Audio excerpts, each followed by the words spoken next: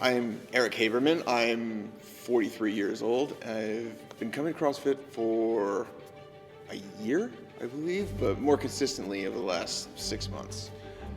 In my late teens, I had discovered that I was starting to become very tired. I had the beginning of ulcerative colitis. I was on various medications all throughout college, which kept me from doing anything really athletic.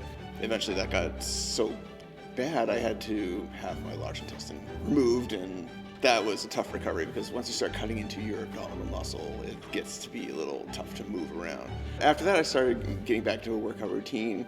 I had found a job where I was working with kids who were in their 20s that wanted to go to the gym, so I had a motivating factor, and I got to the best shape in my life. I was 195 pounds, I was eating right, everything was dialed in, and then I got dealt another hand where I had an autoimmune liver disease and I needed a liver transplant.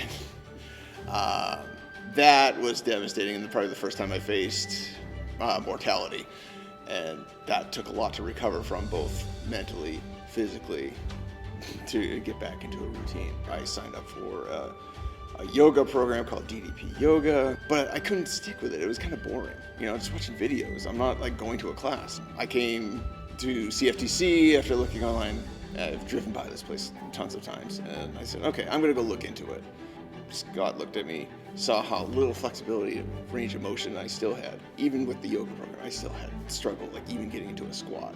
I started coming in 3, 4, now like 5 times a week, and now I have a lot more energy. I have greater endurance. Before I could barely get on a bike and ride 5 minutes. There's just so much support. If you need support, this is the place to go. There's no two ways about it. Even if you just lifted a 20-pound dumbbell for the first time, they'll cheer you on as if you just lifted a car to save a child or something like that. So what I would just say to anybody who's thinking, oh, CrossFit is just a bunch of guys not wearing shirts and lifting heavy weights. It's not just that.